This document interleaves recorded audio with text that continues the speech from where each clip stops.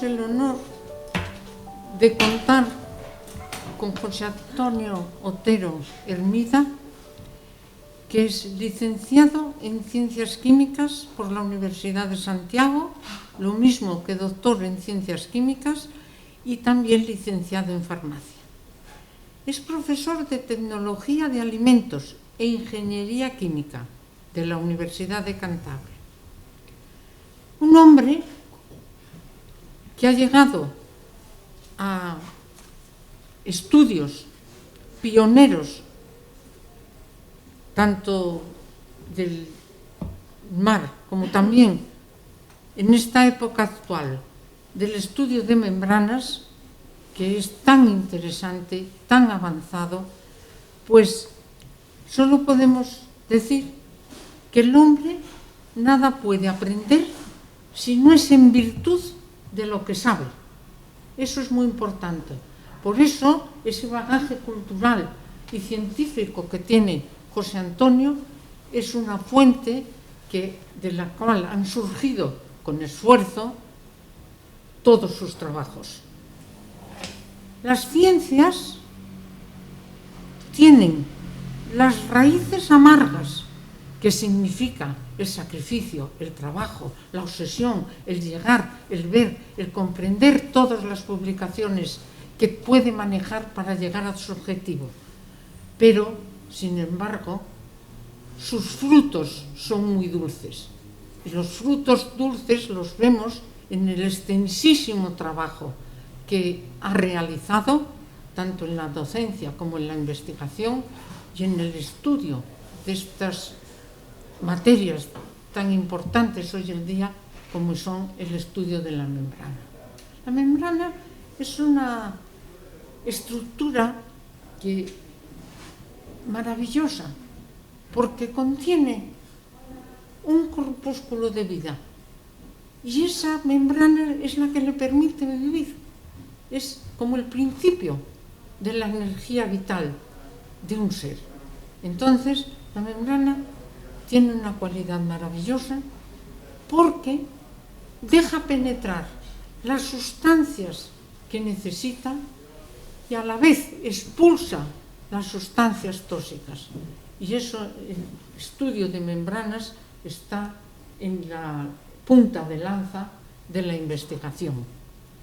Yo creo que José Antonio pues tiene un currículum vitae tanto en la investigación como en la docencia extraordinariamente importante, pero sus últimas líneas de investigación son procesos de las membranas de varios tipos, mediante gradiente, con presión de microfiltración, etcétera, que eso nos lo va a explicar muy bien él. Y que yo creo que tenemos que sentirnos muy satisfechos de poder actuar como oyentes de estas nuevas tendencias y de estos avances de la tecnología y de la ciencia, pero además en José Antonio yo quiero resaltar una faceta que para mí es muy importante.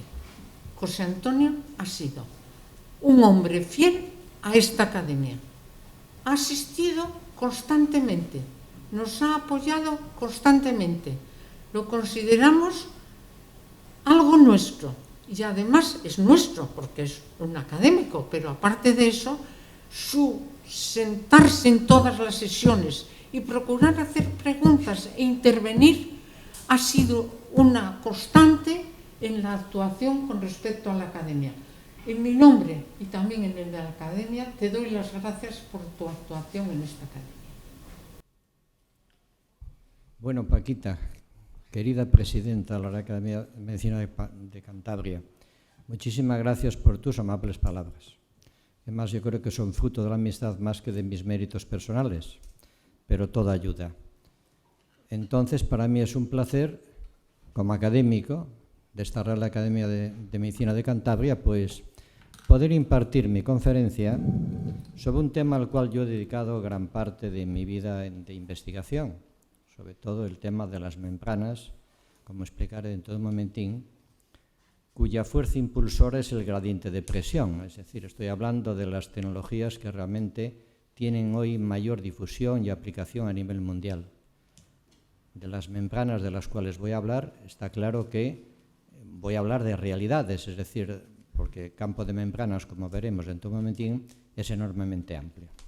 Bueno, pues, queridos ilustrísimos miembros de la academia, académicos, queridos amigos, señores y señores, buenas tardes a todos.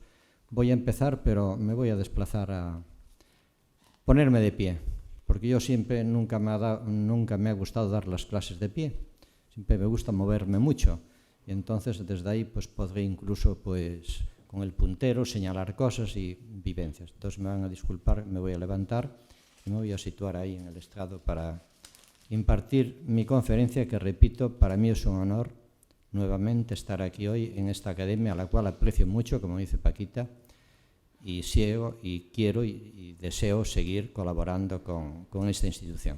Este tema que lo he elegido porque tiene, aparte del interés que puede tener desde el punto de vista científico, tiene un gran interés tecnológico, porque hoy gran parte de los avances científicos en industrias punteras en el campo de la investigación, como es por ejemplo las industrias dedicadas a la producción de energía eléctrica, la industria farmacéutica, la industria alimentaria en general, y como no también pues otro tipo de industrias, que es decir, la industria de obtención de agua potable a partir de agua de mar. Estamos hablando de inversiones multimillonarias y que dan un gran servicio a la sociedad. Estas industrias que están en la punta del avance tecnológico no estarían en esa posición sin el desarrollo de los procesos con membrana que voy a comentar a continuación. Bueno, pues para entrar ya en materia, voy a distribuir la conferencia en estos 7 apartados. Voy a empezar hablando de los procesos de membrana donde intervienen membranas artificiales. Cuando se habla de procesos con membrana, pues estamos hablando al menos de cerca de unos 20 procesos diferentes. De todos ellos, como veremos, muchos están a nivel de investigación, otros están a nivel, llamémosle, de planta piloto, y otros están en pleno desarrollo industrial.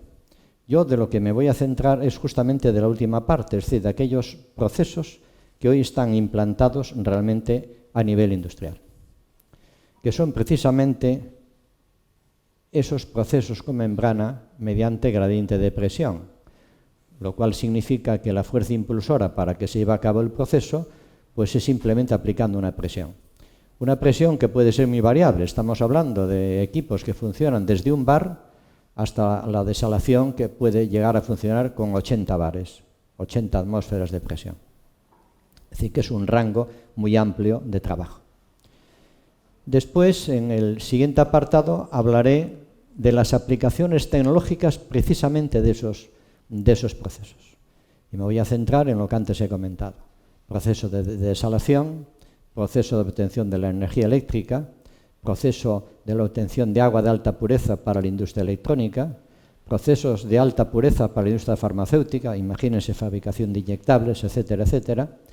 Y, cómo no, la industria alimentaria. La industria alimentaria es quizás la gran depositaria de otra investigación previa que se hace en las otras industrias. Es decir, que al fin y al cabo la industria alimentaria recoge gran parte de esa información.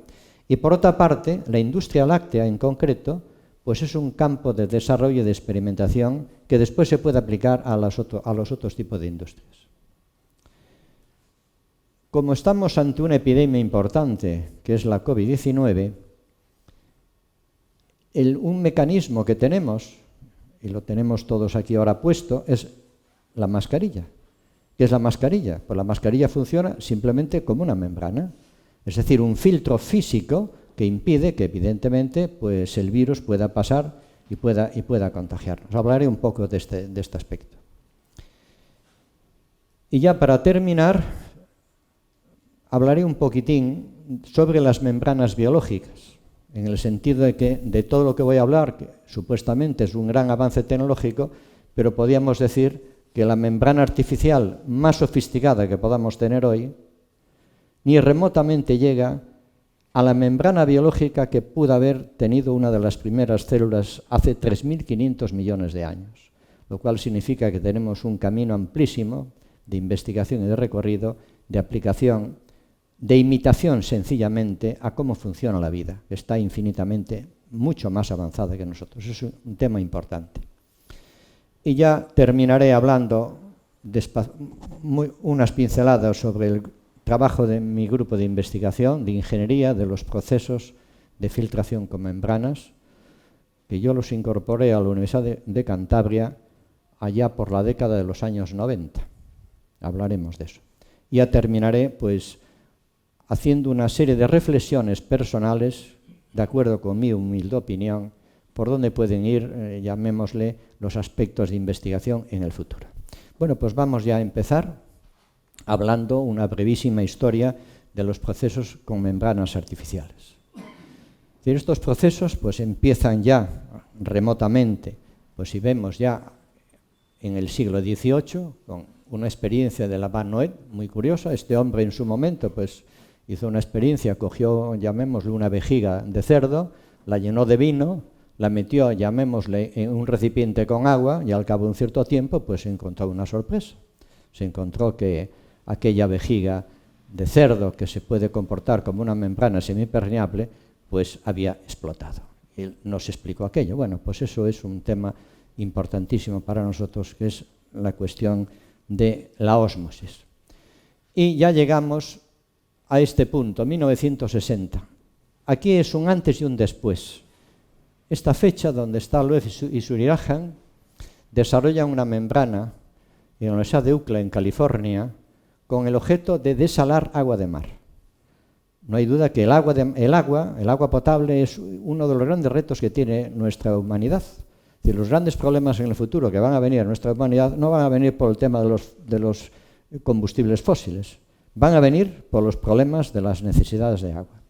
Bueno, pues el agua es un recurso muy escaso, abundantísimo en el mar. Prácticamente el 98 por 99% de los recursos acuíferos de este planeta están en el agua de mar, pero el problema es cómo utilizarlo. Bueno, pues siempre se había utilizado la evaporación como proceso convencional. Es decir, yo cojo agua de mar, la evaporo, condenso el agua y después de alguna forma esa agua, que es agua destilada, la condiciono, le añado un poco de sal para ponerla en una concentración aproximadamente de 500 miligramos por litro y ya la tengo más o menos en una agua pseudopotable. Pero el problema de la destilación es que es muy costosa energéticamente. Y no solamente es costosa, sino que tiene muchísimas dificultades desde el punto de vista económico. Entonces, pensando en las necesidades y pensando que había que buscar otros procedimientos, pues se encargan estos dos grandes investigadores, Loeb y Suryahan, que a ver si hay alguna otra alternativa distinta a la evaporación convencional. Y ahí surgió la primera membrana asimétrica. Después hablaré de ella. La clasificación de membranas artificiales, pues hay muchas formas de clasificarlas en función de su simetría, y vemos al final unas fotografías de algunas membranas. Las puedo clasificar en función del origen, pueden ser biológicas, es decir, naturales o sintéticas. Las sintéticas pueden ser líquidas o sólidas. Los materiales empleados en la fabricación de membranas pueden ser inorgánicos y orgánicos, y dentro de esta tipología pues hay distintos tipos de membranas. Ahí tienen ustedes una membrana artificial. DuPont es un gran fabricante mundial de tecnología de membranas, es un líder mundial. Sin embargo, ¿qué vemos ahí? Pues vemos un simple entramado, ¿no? No vemos poros por ningún sitio, es decir, es un entramado. Fundamentalmente estas membranas, las que son poliméricas, se fabrican de alguna forma por deposición de unos polímeros sobre una superficie porosa, y en los entramados de esos polímeros pues dejan unos espacios, unos huecos de distinto tamaño, y a partir de los cuales pues esta membrana puede actuar como un filtro. Pero esta membrana es un filtro a nivel molecular. El filtro más pequeño que se puede utilizar para hacer una separación tiene 40 micras. Es el filtro de una escala Tiller americana, el más pequeño se puede construir físicamente. Todo aquello que tenga por debajo de 40 micras, para poder separarlo hay que ir a lo que se llama la filtración molecular. es decir, empleando membranas artificiales. Hay distintos tipos de membranas, como veremos, con distintos rangos de tamaño de poro. La historia, como he comentado antes, pues empieza con el Habano en 1748 y un hecho importantísimo es esto, la aplicación de esta membrana asimétrica de desalación, con lo cual se resolvió o se empezó a resolver un problema enorme que es la carencia de agua. Se sigue utilizando hoy día, lo que pasa es que la tecnología, como veremos, ha avanzado muchísimo. Bien, un antes y un después también, lo teníamos aquí, 1900, Pfeiffer y Van Hoff, químico, le dan el primer premio Nobel. El primer premio Nobel se concedió a Van Hoff por los estudios de los fenómenos osmóticos. Los fenómenos osmóticos pues tienen una trascendencia fundamental. Quizás sean de los fenómenos, de punto de vista físico-químico, que más interrelación tienen con el resto de las ciencias. No solamente en la química, en la biología, en la medicina, etcétera, etcétera. Por eso los fenómenos osmóticos son muy importantes. Es decir, Van Hoff y Pfeiffer, con su dispositivo de osmómetro experimental, pues lo que empezaron es a ver efectivamente la difusión a través de una membrana semipermeable. Imaginémonos un recipiente, tal como el de la figura, en el medio ponemos una membrana semipermeable, es decir, el concepto de membrana semipermeable es que deja pasar solamente las moléculas de soluto, es decir, esas rojas, que puede ser, imagínense, disolver sal en agua o disolver azúcar en agua, cualquiera. Entonces esa membrana solamente dejaría pasar las moléculas de agua. Las moléculas de agua, como son muy pequeñas, pues pueden pasar de 1 a 2 o 2 a 1. Bueno, pues ahí vemos que efectivamente al inicio del proceso la velocidad de paso de 2 a 1 es mayor que de 1 a 2. Debido a eso, pues sube el nivel en la columna esta. Bueno, pues la presión osmótica en realidad es la presión que ejerce esa columna de líquido ahí. Así es como se mide experimentalmente la presión osmótica. Esto es el proceso de ósmosis directa, es decir, que siempre la circulación del disolvente va de la zona diluida a la zona concentrada. Ahora bien, si yo aplico aquí una presión, en este lado, puedo invertir el proceso de circulación del fluido a través de la membrana. Y eso es lo que se llama la ósmosis inversa. Que no es que sea la inversa de la ósmosis, sino lo que quiere decir la ósmosis inversa es que la circulación de fluido a través de la membrana es el inverso del que circularía de acuerdo con una ósmosis normal. Y esto es un poco, este concepto de presión será esa fuerza impulsora, ese que generará un gradiente, que es el que vamos a utilizar en los procesos que vamos a comentar, de microfiltración, ultrafiltración, nanofiltración y ósmosis inversa. Bueno, el tema de la ósmosis es muy fácil de entender. Si tenemos un medio hipertónico, donde la concentración exterior es mucho mayor que la concentración interior, bueno, pues aquí se produciría una deshidratación. Es más diluido esto que lo de fuera, entonces saldría el agua. En un medio isotónico se quedaría igual.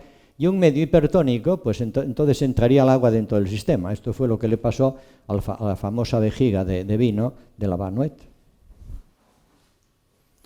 En cuanto a los distintos procesos con membrana, aquí solamente hay algunos de ellos. Vemos que la evolución de la investigación y el desarrollo tiene una forma de sigmoide. En la base de esta S deformada están aquellos procesos que todavía están incipientes. Y según vamos avanzando hacia arriba, pues tenemos ya procesos de gran desarrollo. Concretamente yo voy a hablar de los procesos que están aquí arriba, es decir, de la ultrafiltración, microfiltración, ósmosis inversa, y de una nueva tecnología enormemente interesante que empezó a surgir sobre la década de los 90, que es la nanofiltración. Concretaremos más adelante. Luego, estos procesos, que genéricamente se llaman procesos mediante gradiente de presión, significa eso, que la fuerza impulsora del proceso es una presión que se ejerce con una bomba de distintas características. Aquí vemos efectivamente cómo funciona un sistema de ese tipo. Aquí tenemos el dispositivo experimental, imagínense que esto es el módulo, aquí tenemos la membrana que puede ser de micro, de ultra, de nano o de ósmosis inversa, aplicamos una presión, medimos con un indicador la presión de trabajo Y entonces la presión hace que efectivamente esta corriente se divida en dos corrientes, la corriente de concentrado y la corriente de permeado. La corriente de concentrado es lo que rechaza la membrana y la corriente de permeado es lo que pasa a través de la membrana. El aprovechamiento tecnológico depende de lo que persigamos, ¿de acuerdo? Vamos a imaginarnos que yo quiero concentrar leche. Es decir, tengo leche con un 12% de extracto seco. Imagínense que yo recojo leche en Santander y quiero llevarla pues a Granada. Estoy hablando de casos reales, ¿eh? Claro, ¿la leche qué es? Pues un 89% de agua. Un camión de 40 toneladas, lo que estoy transportando es un 89% de 40. Es decir, estoy transportando 36 toneladas de agua con el coste energético que supone desde Santander a Granada. Bueno, ¿qué sería más sencillo? Pues quitarle parte del agua, incorporársela al final en el trayecto y asunto concluido. Luego, en ese caso, el interés sería aprovechar ¿qué? El concentrado, ¿vale? Vamos a pensar y seguir en la industria láctea. Imaginémonos que estamos en una quesería. El producto resultante más contaminante de la industria láctea es el suero de queso. ¿Qué se hace con el suero? Bueno, pues se puede tratar. Es decir, si yo trato el suero aquí, lo que aprovecharía, ¿qué sería? Precisamente el permeado, ¿entendido? El concentrado lo puedo reutilizar después. También hablaré de eso más adelante. ¿Cuáles son los parámetros característicos que definen el comportamiento de una membrana, sea la que sea? Pues estos dos parámetros muy sencillos, la selectividad y la productividad. ¿Qué es selectividad? La medida del rechazo de la membrana. ¿Cuánto puede rechazar una membrana? Entre 0 y 100. Una membrana que tenga rechazo 0, ¿qué significa? Que dejaría pasar todo a su través. Una membrana que tenga rechazo 100 significa que no dejaría pasar nada. Claro, ese concepto de rechazo no es genérico. ¿Rechazo para qué? Puede rechazar una macroproteína al 100%, pero puede dejar pasar las sales minerales, por ejemplo. Entonces, el rechazo siempre hay que asignarlo a una especie determinada. Es decir, esto tiene un rechazo del 90% para el cloruro sódico, para la lactosa, para la hemoglobina, para el producto que nosotros llamamos. Y la productividad es la cantidad de líquido que atraviesa la membrana por metro cuadrado y unidad de tiempo. Es decir, si yo estoy desalando agua de mar, me interesa mucho el rechazo, pero lo que voy a aprovechar, ¿qué es? El permeado. Es decir, si yo aquí meto agua de mar, lo que no me interesa es aprovechar la salmuera. Lo que me interesa es el recuperar, ¿qué? El agua potable. Bueno, pues eso sería la productividad. Entonces me interesa que sea una membrana de mucho rechazo, es decir, que no deje pasar casi la sal, pero que deje pasar ¿qué? Mucha agua. Bueno, estos dos conceptos de selectividad y permeabilidad son contrapuestos. Es decir, no puedo tener una membrana de una gran selectividad y al mismo tiempo una gran permeabilidad. Es decir, que llamémosle, hay que jugar con estos dos parámetros, porque las dos cosas al mismo tiempo no las puedo conseguir. Es decir, si una membrana tiene un tamaño de poro muy pequeño, muy pequeño, muy pequeño, será muy selectiva, pero dejará pasar poco disolvente. Bueno, este espectro de filtración es muy interesante porque, en realidad, si yo quiero aplicar ahora una membrana, tengo que hacerme una pregunta. Primero, ¿qué es lo que quiero separar? Y sabiendo lo que quiero separar, tengo que hacerme otra pregunta. ¿Qué tamaño tiene lo que quiero separar? Y en función de eso puedo elegir la tecnología adecuada. Imaginemos lo que estoy desalando agua de mar. ¿Qué es lo que quiero separar? El cloruro sódico. Entonces tengo que saber cuál es más o menos el tamaño de la molécula de cloruro sódico. En este caso, como está disociado, saber cuál es el tamaño del ion sodio y del ion cloruro, ¿vale? Como es de unos cuantos nanómetros, pues tengo que utilizar en este rango, pues tendría que utilizar, aquí tenemos la ósmosis inversa. Vemos que se utiliza para separar que agua, cloruros, iones pequeños de bajo peso molecular. La nanofiltración, que antes he comentado, que es un poco el gran descubrimiento y la gran incorporación a todos estos procesos, es una nueva tecnología que permite llevar a cabo separaciones que hasta ahora no se podían hacer. Es decir, separar compuestos de peso molecular entre 100 y 1000. Esto es importantísimo, porque precisamente esos compuestos de peso molecular entre 100 y 1000 son los que tienen mayor importancia tecnológica. Entonces, con nanofiltración puedo hacer ahora separaciones que antes era imposible. Después pondré un ejemplo. un ejemplo práctico. Las proteínas, si estoy tratando de virus, por ejemplo, pues veo qué tamaño tienen los virus, y los virus los puedo separar fundamentalmente con ultrafiltración. Si estoy hablando, por ejemplo, de bacterias, las bacterias las podía separar tranquilamente con microfiltración. La ventaja de estos procesos es que son procesos que se realizan a temperatura ambiente, luego tienen un consumo energético relativamente pequeño.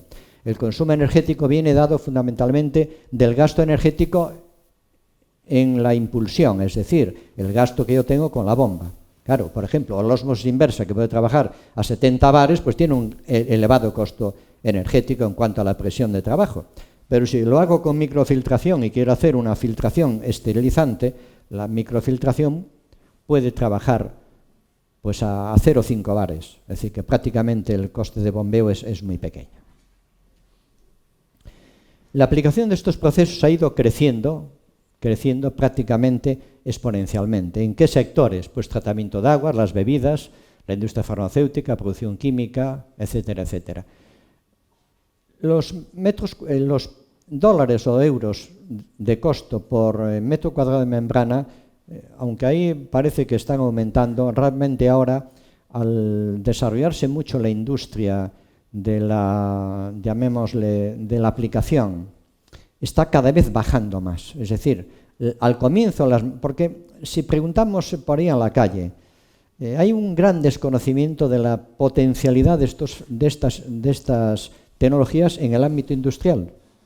Entonces, si yo pregunto ahora a industriales, algunos dicen, no, es que las membranas son muy caras. A lo mejor están hablando que eran muy caras hace 20 años. ¿Por qué? Porque se utilizaban poco, como todas las cosas. Si se fabrica un coche es muy caro, pero si se hace 1 millón de coches, abarata ¿qué? El costo. Entonces, cuanto más se aplica la tecnología, más barata sale la fabricación. Esto es un tema importante. Pero estamos hablando de un negocio, fíjense, en el entorno de casi 13.000 millones de dólares. Esto es 1 punto y pico del PIB español. Estamos hablando de un sector que mueve, que moviliza enormes recursos financieros. ¿Y cuáles son estos procesos? Pues antes comentábamos la microfiltración. Ahí tenemos una membrana de microfiltración. En realidad la capa separadora, ven que tiene 2000 angstroms, muy pequeñita, es arriba de todo. Esto es lo que realmente lleva a cabo el proceso de separación. Lo demás es un soporte poroso para dar soporte precisamente a esta membrana, si no se rompería, ¿vale? ¿Para qué se utiliza la microfiltración? Fundamentalmente para eliminación de bacterias. Por eso se habla de microfiltración esterilizante y se puede hacer en frío, esto es importante, porque la esterilización casi siempre pues, se hace a temperatura elevada. Esto se puede aplicar en frío. La ultrafiltración, pues ¿para qué se utiliza? Para la separación y purificación de proteínas fundamentalmente. La nanofiltración, que es la nueva tecnología, se utiliza pues, para separar moléculas de peso molecular menor de 1000. Y la ósmosis inversa, fundamentalmente, se utiliza para procesos de desalación, tratamiento de aguas, etc. Recuperación de disolventes. Eso es un ejemplo de un módulo espiral de membrana de ósmosis inversa. Aplicaciones tecnológicas. Ahora vamos a entrar ya directamente en los aspectos de utilización a nivel industrial. ¿En qué campos? Pues va desde la medicina, la industria farmacéutica, alimentos y bebidas, aguas y aguas residuales y otros. ¿Dónde se utiliza? Si nos fijamos, todo el mundo utiliza ya membranas, todo el mundo, ¿vale? ¿Cómo pueden ser los materiales? Pueden ser orgánicos o inorgánicos. Y esto se refiere a la circulación del flujo a través de la membrana. Imaginémonos que esta es la membrana, la superficie de esta mesa. Entonces yo tengo dos formas de operar. O bien hago que lo que quiero separar incida tangencialmente sobre la superficie, o bien la dirijo perpendicularmente. El funcionamiento de una membrana, si bien he dicho que es una filtración molecular, pero no es una filtración clásica. En la filtración clásica, la alimentación siempre va perpendicular al medio filtrante. Sin embargo, en este tipo de tecnologías, la filtración siempre tiene que ir tangencial para evitar justamente facilitar el desplazamiento. Ahí tenemos un ejemplo de médico, de la hemodiálisis. Quizás sea uno de los primeros procesos de membrana que se ha utilizado. El famoso riñón artificial portátil, todo a base de membranas. Desalación. Esta es la tecnología que ocupa mayor superficie de membrana instalada en el mundo. Es la industria de obtención de agua potable, por lo tanto es la que ha tenido una mayor expansión. ¿Cómo se puede separar o cómo se puede obtener agua a partir de agua de mar, agua potable a partir de agua de mar? Pues por dos procesos. Lo que llamamos proceso con cambio de fase, es decir, aplicando calor, evaporo y condenso, o bien proceso sin cambio de fase, que es la utilización precisamente con membranas. ¿Mediante qué tecnología? Osmosis inversa, nanofiltración o electrodiálisis. La aplicación de una u otra dependerá de la carga salina. Es decir, si estamos en un mar que tenga un alto contenido salino, imaginémonos 38 gramos por litro, no es lo mismo que estemos, por ejemplo, en una zona donde la concentración salina sea muy baja. Yo también puedo obtener agua potable a partir de un agua de un río. Entonces, para eso no utilizaré nunca la ósmosis inversa, porque sería muy cara. Utilizaré, por ejemplo, la nanofiltración, ¿vale? Gran parte del agua de París, que suministra París, tratamiento de aguas, se hace mediante nanofiltración. La nanofiltración tiene una selectividad muy adecuada, pero tiene lo que decíamos antes, tiene una porosidad mayor, permite mayor paso, por lo tanto tiene mayor rendimiento. Recuerden aquello de la selectividad, ¿eh? Es suficientemente selectiva, pero es infinitamente más productiva. En el mundo, ¿cómo está la distribución de la desalación? Pues fíjense, la mitad del agua potable que se produce a partir de agua de mar en el mundo se obtiene mediante ósmosis inversa. Después se utiliza también la evaporación. ¿Dónde se utiliza la evaporación? Pues fundamentalmente las mayores plantas desaladoras del mundo están en los países árabes. Tienen petróleo, tienen una fuente de energía barata, por lo tanto ellos utilizan fundamentalmente el primer proceso convencional. Pero ahora ya cualquier planta que se monta ahora en el mundo se monta siempre con ósmosis inversa. ¿Quiénes son los grandes pioneros? Pues antes lo he comentado, Loef y Sururigen. Loef se murió en el 2008, un gran científico. Sururigen se murió con 60 años, se murió el año pasado, desgraciadamente. Y otro gran científico es Masura, es uno de los grandes pioneros de la aplicación de membranas, y tenemos un ejemplo de una de las revistas de mayor, llamémosle, impacto mundial en el Journal of Science, pues le ha dedicado, llamémosle, un número monográfico en memoria de este gran investigador. Ahí tenemos la desalación por ósmosis inversa. Lo que están viendo ahí es la planta desaladora mayor del mundo, la planta de Ascalón. Produce 100 hectómetros cúbicos al año. Dirán ustedes, bueno, ¿y eso qué representa? Pues imagínense que es una cosa muy sencilla. Imaginémonos que llenamos el pantano del Ebro, a rebosar, como nunca ha estado en la historia. Bueno, pues el pantano del Ebro tiene una capacidad teórica del entorno de 500 hectómetros cúbicos.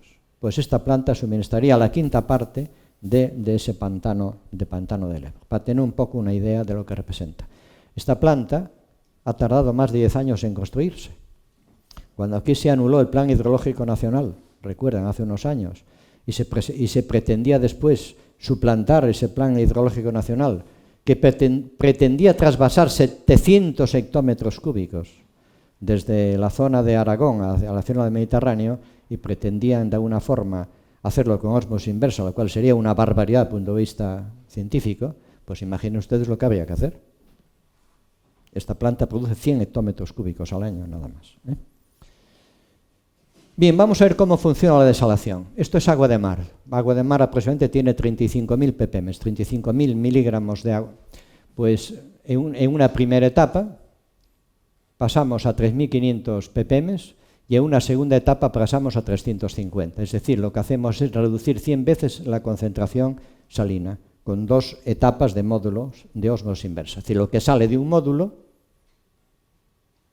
lo metemos en otro módulo y así conseguimos, llamémosle, 350 ppm aproximadamente, pues es el contenido salino de un agua potable normal.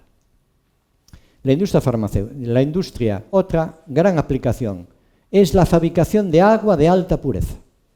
Estamos hablando de agua que puede tener una resistividad de 18 millones de ohmios, es decir, un agua que prácticamente no tiene nada, es solamente agua. ¿Para qué se utiliza esa agua?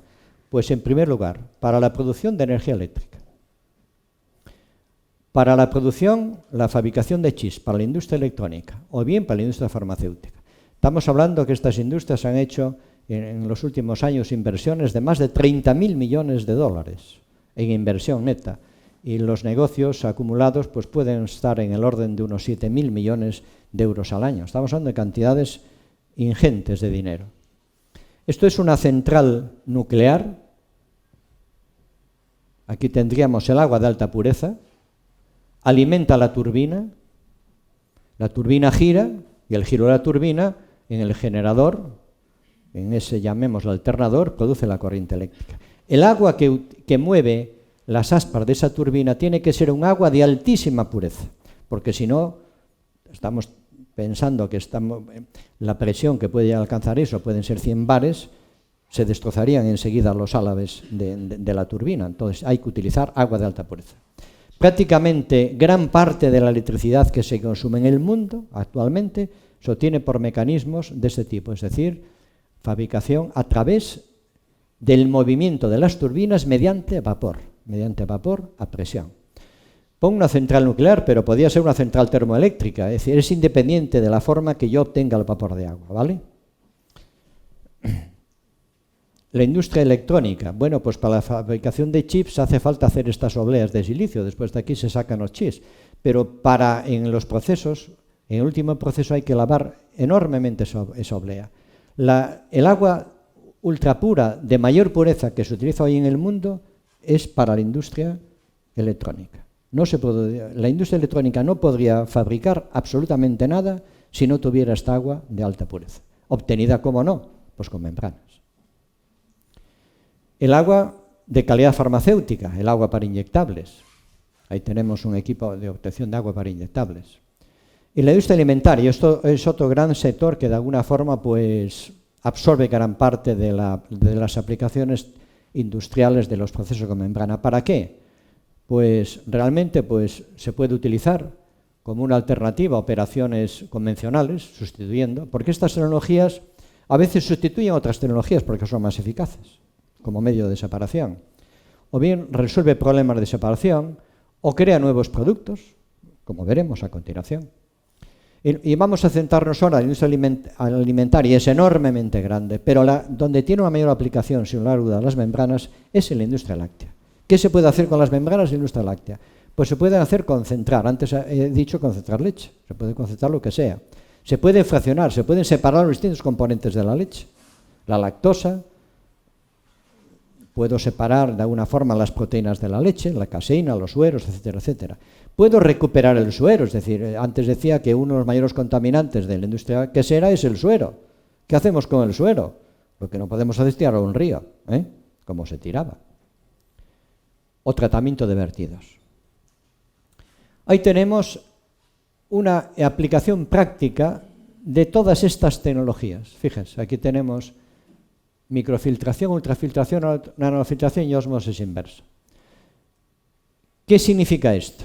Que con la leche puede hacer lo que hizo la ingeniería química a comienzos del siglo con el petróleo. El gran avance de la ingeniería química a comienzos del siglo XX, que fue hacer el cracking del petróleo. ¿Qué es el cracking del petróleo? Separar todas las fracciones del petróleo. ¿Cómo se hacía eso? ¿Cómo se hace? ¿Cómo se sigue haciendo? Y cómo se seguirá haciendo, obviamente, aplicando destilación, columnas de destilación fraccionada. Bueno, pues con membranas yo puedo hacer lo que, en palabras del profesor Mouat francés, se puede hacer el cracking de la leche. Podemos separar absolutamente todos los componentes de la leche utilizando membranas. ¿Qué es lo que tiene la leche? Agua, sales minerales, lactosa, proteínas del suero, las proteínas solubles, tiene caseína y tiene grasa. Pues si conocemos los tamaños de poro, pues yo puedo elegir la tecnología adecuada. La microfiltración me separará grandes masas de caseína y glóbulos de grasa. Micelas de caseína. La ultrafiltración me va a separar las proteínas y proteínas del suero. La nanofiltración me va a separar la lactosa. Y la ósmosis inversa me va a permitir recuperar ¿qué? El agua. Así que yo con la tecnología de membranas en la industria láctea puedo llegar a lo que ahora está muy de moda, lo que es la economía circular, la sostenibilidad, la resiliencia y la economía circular. porque se puede aprovechar absolutamente ¿qué? Todo. Solamente hay que tener un poco de imaginación, como dijo el otro, pues arriesgarse en el tema y adelante. La industria láctea sería el ejemplo de vertido cero aplicando tecnología de membranas. Ahí tenemos el mismo ejemplo que acabo de comentar, ¿vale? Estos son resultados reales, ¿eh?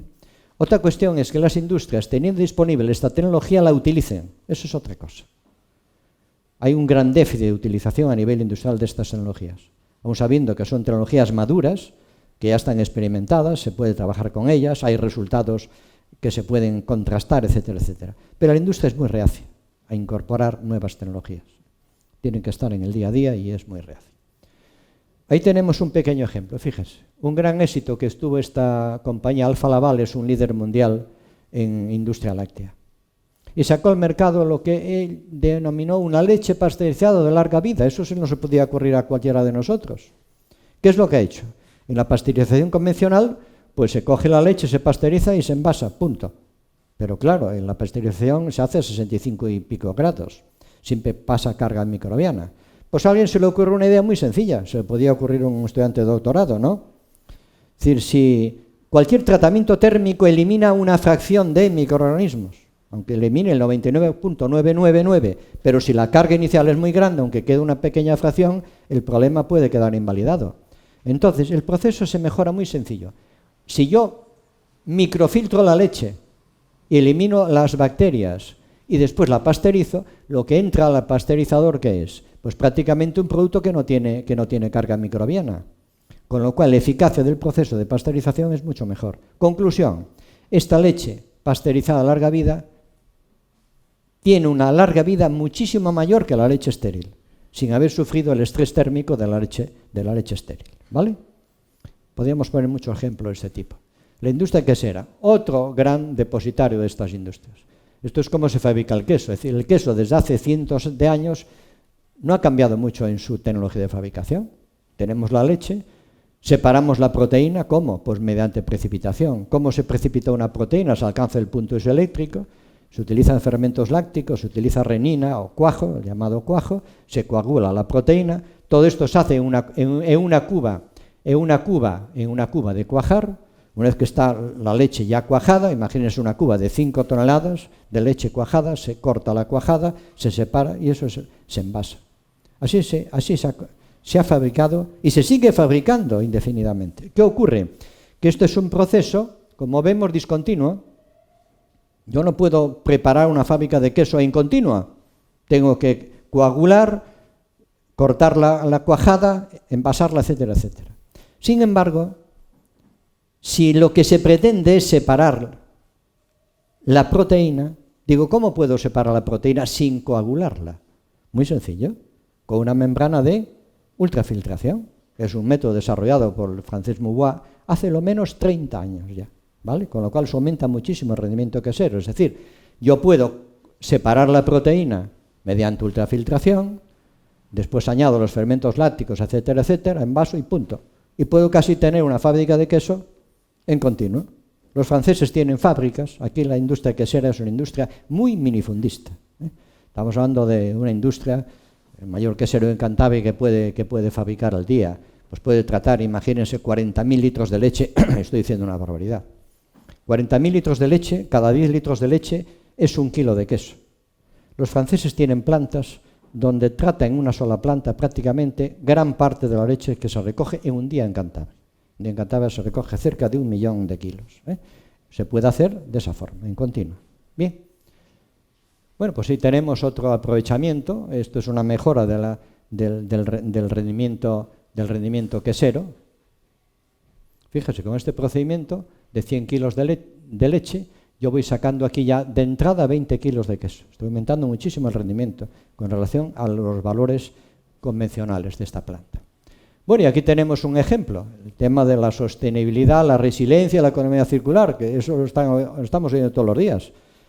Estamos todos los días a veces inventando también o descubriendo el Mediterráneo, solamente son términos, ¿no? Bueno, pues el queso, el producto, esto es la cuba de cuajar, ahí tenemos una cuba, esto es el suero. Fundamentalmente, el suero de queso el suero, es decir, si ahora esto lo filtro, tiene 8,9 gramos de proteína, lactosa 48 gramos por litro. ¿Por qué contamina el suero? No por la proteína, contamina porque tiene azúcar, tiene lactosa, una barbaridad de azúcar. La DQO de un suero puede andar en 65 gramos por litro, es decir, es una barbaridad. Es decir, un suero no se puede verter en una planta de tratamiento de aguas residuales, bloquearía la planta, ¿vale? Bueno, pues 10 kilogramos de leche, obtengo, estoy hablando en términos globales, pues 1 kilo de queso y 9 kilos de agua. Bueno, pues con ultrafiltración separo las proteínas, con nanofiltración me recuperaría la lactosa, y después con la osmosis inversa, pues podía aprovechar el agua. Y digo, oye, ¿para qué quiero yo el agua de una planta? ¿Para qué quiero yo recuperar el agua de los quesos? Pues muy sencillo. ¿Con qué se utilizan en casa? ¿Qué utilizamos en casa para las planchas? Agua desionizada. Vamos al mercado, no sé cómo está ahora, pero posiblemente el litro de agua desionizada estará en unos 10 céntimos de euro, o 5 céntimos. Bueno, pues el agua esta que se recupera mediante osmosis inversa tiene idéntica o mejor calidad que la que pueden comprar en el supermercado como agua desionizada, ¿vale? Entonces ahí tenemos vertido cero, no queda nada.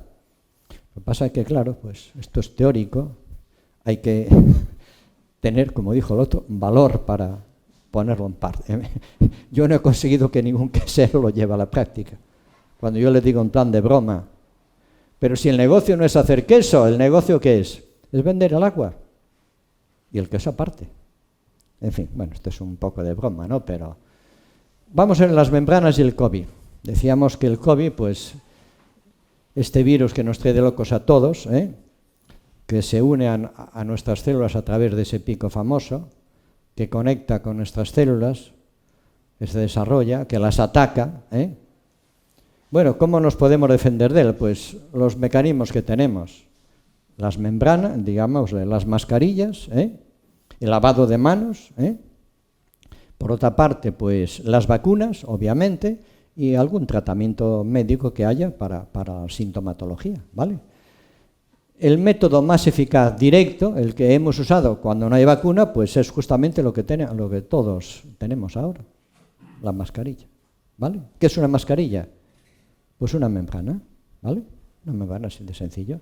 Este Centro de Control de Enfermedades americano, pueden entrar a la página web de él, ahí está toda la información disponible en el mundo sobre el tema del COVID. El Instituto Nacional para la Seguridad y Salud Ocupacional, el NIOX, pues establece las características y el cumplimiento de la normativa que debe tener una membrana, ¿vale?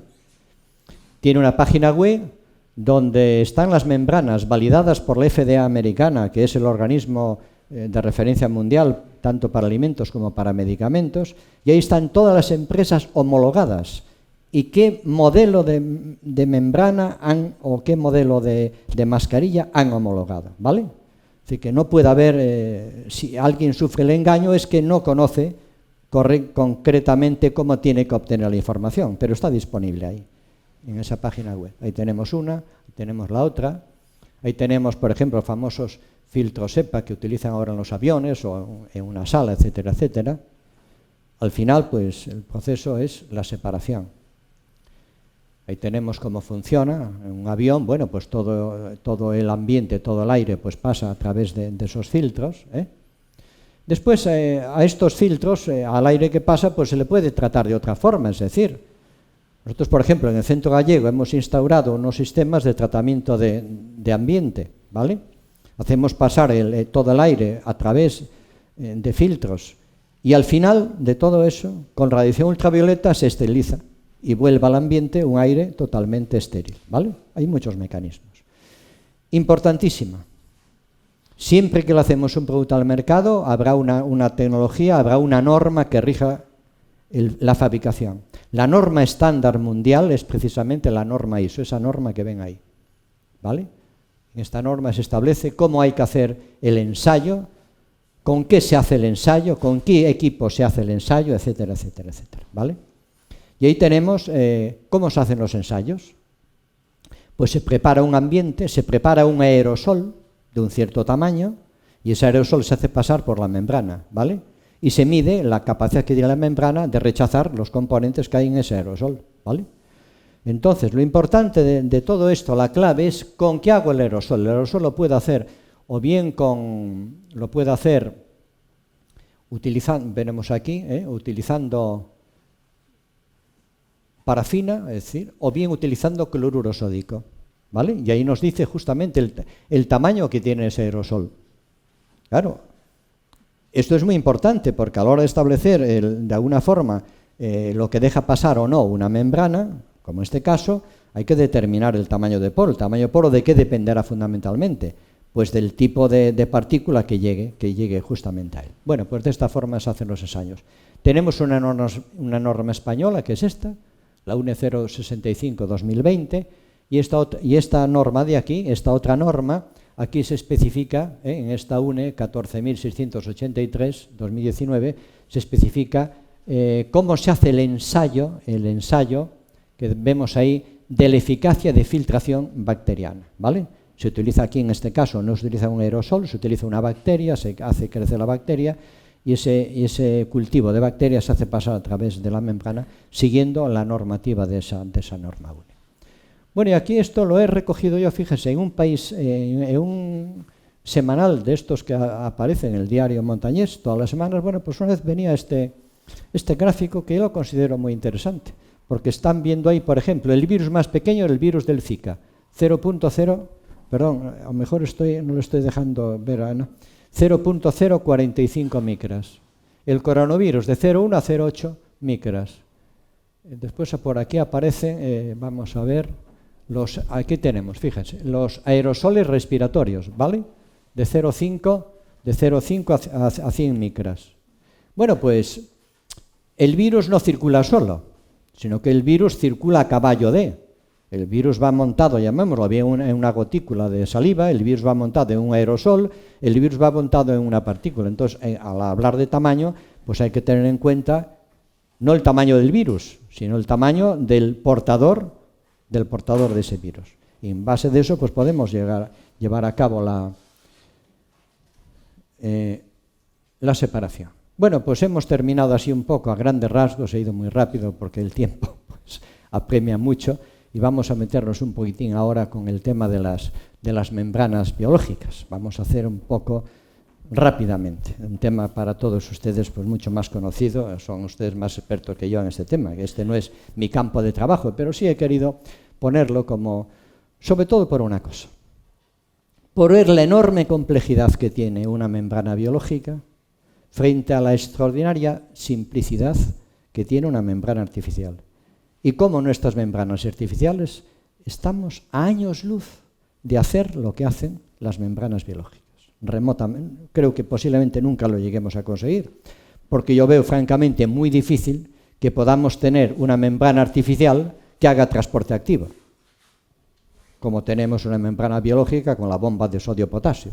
Eso prácticamente, bueno, es ciencia ficción. Bueno, ciencia ficción hoy, pero nunca podemos olvidar que lo que hoy es ciencia ficción, dentro de X años, pues ya no lo es una realidad. Bueno, vamos rápidamente desde los orígenes del universo, y tenemos el Big Bang pues hasta nuestros días, 14.500 millones de años. Bueno, a lo largo de ese periodo, bueno, pues ahí tenemos, esta es una gráfica una figura muy interesante, porque ahí tenemos un poco, con distintos periodos aproximadamente, cómo han ido sucediendo las cosas.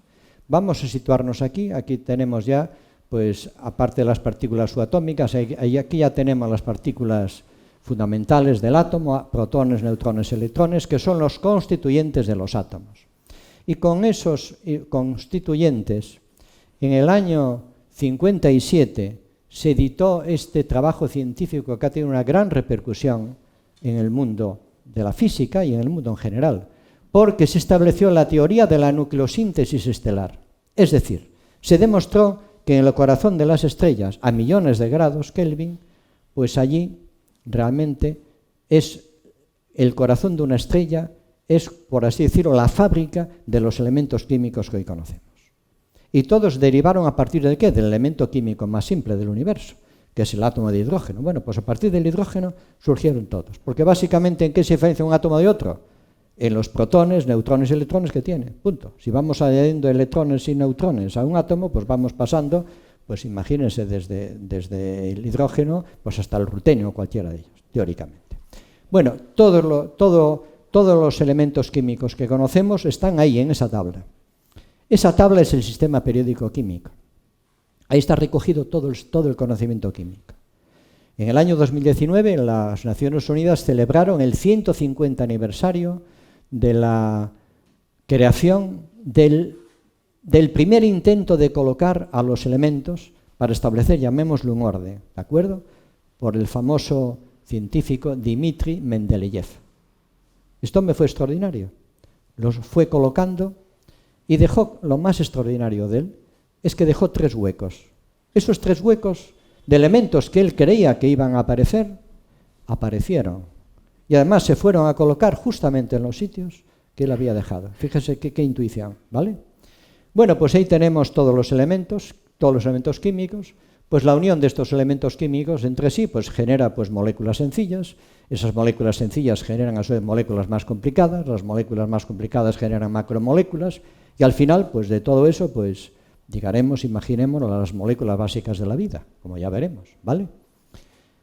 Esta fue una de las primeras moléculas. Esta molécula de agua se ha encontrado en el universo, ahí tenemos, es decir, se ha encontrado en el universo moléculas de agua, ¿vale?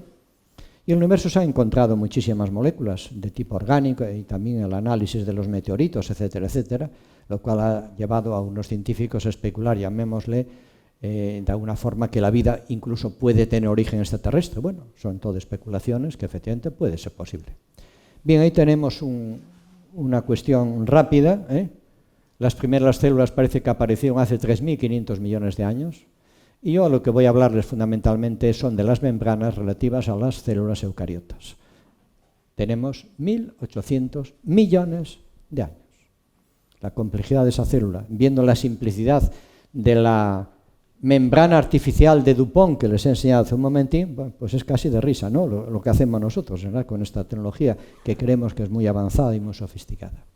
Bien, estas son las moléculas de la vida. En algún momento histórico de la evolución, pues han tenido que sintetizarse la molécula del DNA y el RNA y el DNA, y por supuesto esta molécula, la molécula del ATP, que es clave en todos los procesos vitales, porque es la que suministra la energía necesaria para llevar a cabo las reacciones químicas.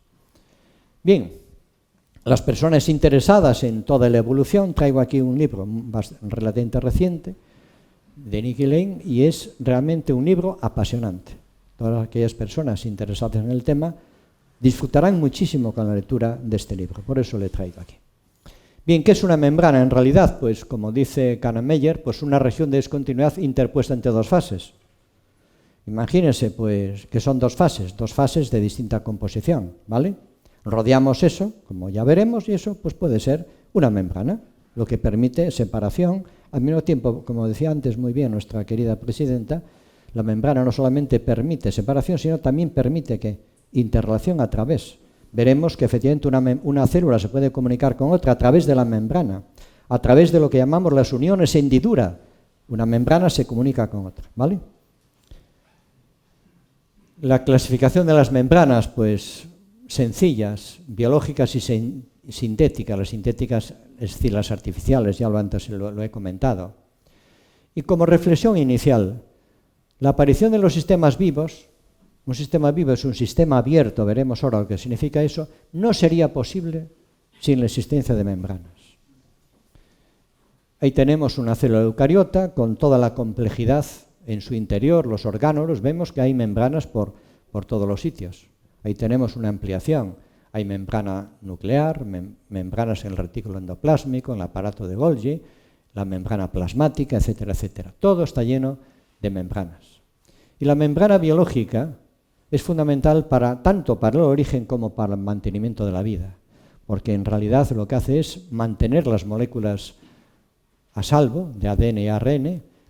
En la membrana de las células de los organismos permite que el contenido interior se separe del mundo exterior, conservando materiales dentro de esa membrana. Y una de las principales funciones, esto es interesante, que tienen las membranas es mantener siempre una diferencia de concentraciones entre la parte exterior y el interior de la membrana. Es decir, a través de la membrana siempre tiene que haber un gradiente un gradiente desde el punto de vista físico-químico e implica, llamémosle, una situación irreversible. Los procesos vitales son espontáneos e irreversibles. Eso es muy importante. Y para mantener esa espontaneidad, la energía libre de Gibbs tiene que estar siempre, ser menor que cero. ¿Cómo se puede conseguir eso? Pues a través de una membrana, si no sería prácticamente imposible.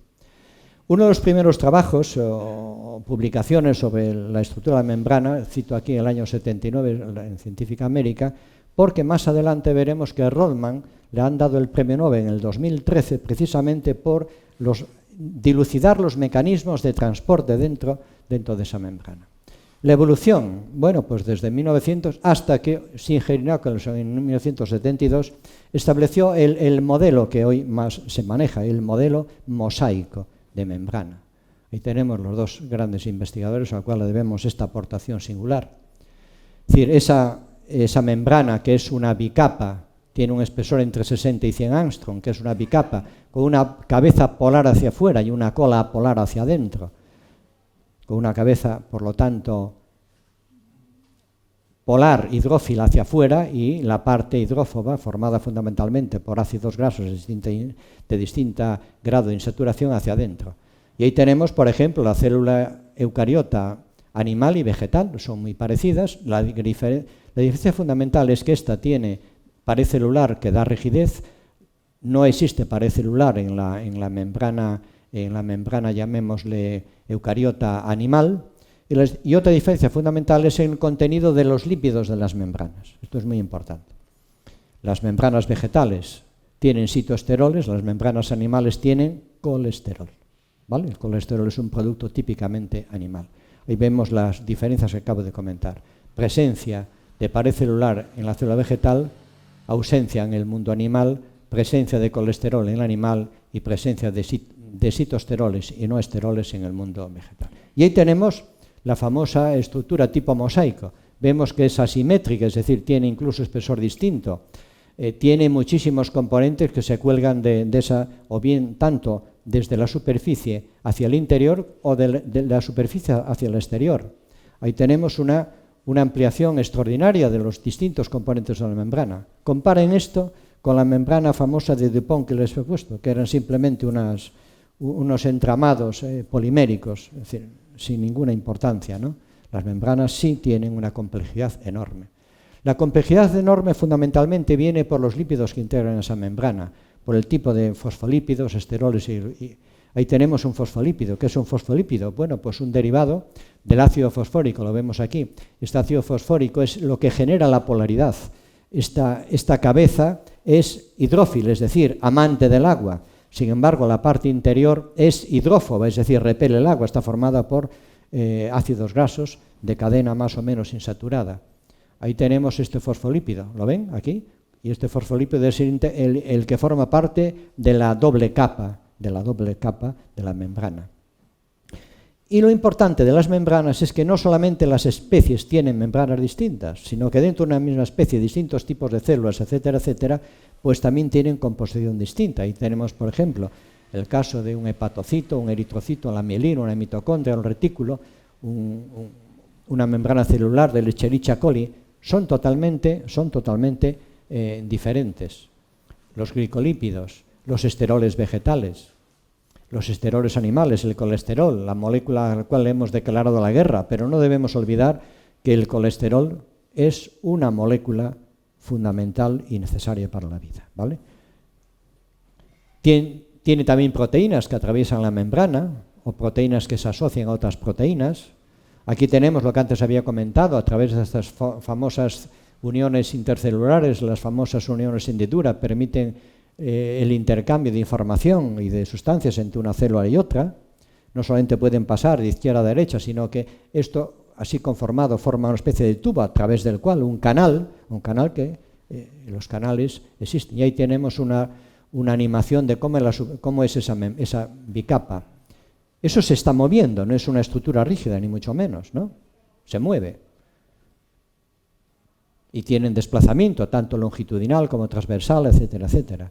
Y ahí tenemos la membrana, fíjese cómo se mueve, es una estructura muy flexible, muy flexible. A través de esta membrana, pues, por distintos mecanismos, pues pasan distintas sustancias. Lo ven todos, ¿no? La importancia de esas membranas. El transporte. Aspecto importante. Las membranas pasivas, el transporte, es decir, la circulación de especies a través de una membrana artificial siempre es pasiva. Siempre es pasiva. De la zona de más concentración a la zona de menos concentración. No hay vuelta de hoja. Sin embargo, las membranas biológicas pues tienen todo tipo de mecanismos de transporte, todo tipo. Y estos son los premios Nobel de 2013. Ahí tenemos a Rodman, Skillman, etcétera, y les dieron precisamente por elucidar el mecanismo de transporte. En el mismo semanal que había comentado, en el 2017, pues le hace una entrevista llamada Shillman, y lo dice muy gráfico. Dice, cuando la célula tiene que transportar algo, tiene una especie de sistema de mensajería, ¿no? Cogemos un paquete, cogemos lo que queremos transportar, lo metemos en un paquete, le ponemos un sello y lo enviamos. Pues algo parecido hace una célula. Tipo de transporte, pasivo, facilitado, activo. Ahí están todos los mecanismos de cómo circulan las sustancias a través de una membrana. Bien por transporte pasivo, es decir, más concentración a menos, transporte facilitado, incluso transporte activo, como veremos a continuación. ¿Lo ven? Una molécula se aplica a otra, abre el canal y pasan las sustancias de una parte a otra de la membrana. ¿Vale? Otro ejemplo de difusión facilitada, transporte activo. Esto es interesante, porque esto sí solamente se da en el mundo vivo. Sería impensable, antes lo he comentado, no tendremos una membrana de estas nosotros artificiales, yo creo que en muchísimos cientos de años, ¿vale? El transporte activo, ¿qué es? Transportar algo en contra de un gradiente de concentración, es decir, llevar un componente de una zona de baja concentración a otra de alta concentración. Esta bomba famosa de sodio-potasio, que lo que hace es expulsar el sodio e incorporar el potasio. El problema que tiene este proceso es que consume energía. ¿Quién da la energía? La famosa aquella molécula del ATP. La molécula ATP se hidroliza y da ADP, y esto es el proceso del ciclo famoso de ATP-ADP. El ATP libera el fosfato, libera la energía.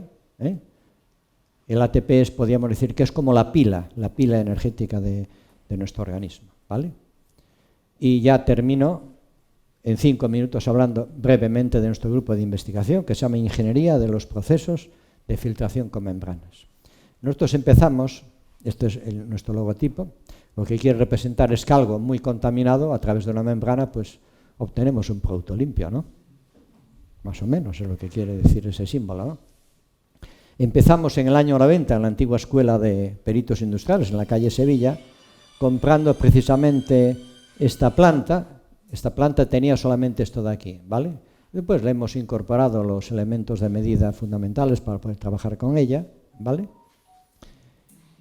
¿Y cuál es el problema del trabajo experimental en este caso? Antes decíamos que la variación de presión en los sistemas es desde 1 bar hasta 80 bares. Es decir, cuando yo quiero comprar un equipo de ultrafiltración, me venden un equipo de ultrafiltración. Si quiero trabajar en micro, me vende un equipo de micro. Si quiero trabajar en nano, un equipo de nano, ósmosis inversa. Pero hay lo que llamémosle, si uno quiere trabajar en todos los rangos, no puede. Entonces nosotros, con muchísima imaginación y muy poco dinero, por supuesto el dinero siempre es escaso, pues patentamos esta máquina. Esta máquina, por eso la llamamos planta piloto universal móvil, porque yo la puedo llevar a una industria en Cantabria o a cualquier sitio, meterla en un coche y llevarla y hacer la experimentación donde corresponda. No ocupa nada. Estamos hablando de 1,5 metros por 1,5 metros de alto, nada más. Lo hemos patentado y aquí podemos trabajar en cualquier rango de micro, ultra, nano y ósmosis inversa. Podemos acoplar a la planta, esto es importante, cualquier módulo de cualquier fabricante. Porque si yo compro un fabricante, imagínese Adobe, una planta de ósmosis inversa, él me vende sus módulos. Pero si yo compro los módulos de otro fabricante, yo no puedo acoplarlos en esa planta, porque es imposible. Es como si pretendo un carburador de un Citroën meterlo en un Mercedes, es imposible. Pues aquí esta planta, pues es universal, podemos ensayar cualquier rango y además cualquier módulo de cualquier fabricante, ¿vale? Bien, un aspecto importante en el estudio de las membranas es conocer el tamaño de poro. Definitivo, porque si no, no puede trabajar. Hoy disponemos de una tecnología que es la microscopía de fuerza atómica. Estamos trabajando a unos niveles del orden del nanómetro, es decir, 10 elevado a menos 9 metros. Es decir, la milésima parte de una micra, ¿vale? Con esta tecnología se puede conocer perfectamente la superficie de una membrana y a partir del análisis de su superficie determinar el tamaño de poro, y a partir del tamaño de poro ya tengo la aplicación, ¿vale? Muy importante. Ahí tiene, a nivel microscópico, cómo es una membrana de nanofiltración, ¿lo ve? Y a partir de ahí, de esta información, se puede establecer el tamaño de poro. Por ejemplo, esa membrana pues tiene un tamaño de poro de 1.02 nanómetros, ¿vale? Nanofiltración. Esta es otra membrana que tiene un tamaño de poro mucho más pequeño, 0,74 nanómetros. Esta es quizás de las membranas de nanofiltración más cerradas, con tamaño de poro más pequeño. Y ahí tenemos la misma membrana, ¿vale? Fíjense, esto casi se parece. ¿A qué les sugiere eso? Casi a una superficie lunar, ¿no? Eso, si lo viéramos así, eso son cráteres lunares. Bueno, pues esos son los hipotéticos poros. No hay poros, sino que el entramado más o menos se puede asimilar a un cierto tamaño de poro, ¿vale? Bueno, y otra aplicación tecnológica nuestra interesantísima es esta. Tenemos una patente de fabricación de ácido láctico. ¿Para qué? Antes decíamos que el suero lácteo contaminaba muchísimo. ¿Cuál es el mayor contaminante? La lactosa.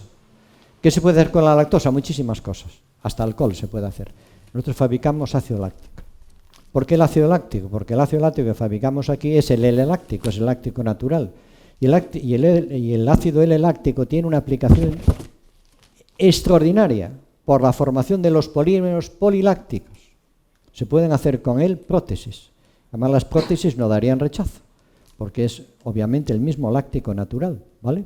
Se pueden hacer plásticos biodegradables, ¿vale? Esta es la patente. Es una patente por ensayo directo, es una patente de gran calidad, ¿vale? Lo que hace falta ahora es que alguna industria se anime y la explote. Ese es el gran problema que tenemos en España con las cosas. Yo he hecho muchísimos trabajos de investigación para industrias, muchos. Lo desgraciado es que después la industria, viendo los resultados, hay muy pocas industrias que han llevado a la práctica las experiencias. Eso es un déficit que tenemos. Se irá resolviendo poco a poco. Esto es la fabricación del ácido láctico. Ahí se hace la fermentación, con el sistema separamos y ahí almacenamos el ácido láctico, ¿vale? Y estos son un poco mis queridos compañeros de trabajo, Pedro Díaz, Saúl y Pablo, ¿vale? Digo yo, como son Pedro, Pablo y Saúl, yo decía, bueno, sois como los tres apóstoles, ¿no? ¿Vale? Que me acompañaron un poco, junto con Gumersindo Lena, me acompañaron un poco en esta aventura de meternos en este campo tan interesante. Y reflexiones finales, yo decía, bueno, antes voy a una conclusión. ¿Cuál es mi conclusión general después de todo esto? Hay que profundizar en el conocimiento de los fenómenos de transporte, tanto en membranas naturales como en membranas artificiales. No le he dicho al comienzo porque no era objeto de la conferencia, pero los mecanismos, las teorías de transporte utilizan un tipo de termodinámica totalmente diferente a la termodinámica clásica. Utilizan la termodinámica irreversible, introducida por el premio Nobel Piccolini, ¿vale? El autor, llamémosle, de los procesos disipativos, ¿vale? Y fundamentalmente los métodos de termodinámica irreversible, por ejemplo, de Kedin-Katarsky, Sprenggen-Kedin, etcétera, etcétera, son los que permiten conocer los mecanismos de transporte a través de las membranas, tanto naturales como artificiales. Y otra cuestión muy importante, claro, esto sería un objetivo, desarrollar membranas artificiales que se parezcan ¿a qué? A las nuestras, a las biológicas, aunque ese trabajo es muy... Y otra cuestión muy importante, tratar de relacionar las características microscópicas de una membrana con su comportamiento macroscópico, es decir, sabiendo cómo es la membrana a nivel microscópico, ser capaz de predecir para qué se podría utilizar a nivel macroscópico. Para hacer esto, obligatoriamente hay que hacer el ensayo en planta piloto. Es decir, está muy bonito lo de la simulación, pero al final la simulación, pues como decía un querido profesor mío, Massaguer, decía ahí, ¿qué es un camello? Pues muy sencillo, es un dromedario hecho por simulación. Entonces hay que tener cuidado con la simulación. Lo ideal es, al final, pues ensayar una planta piloto. Bueno, y muchas gracias por su atención. Espero no haberles cansado.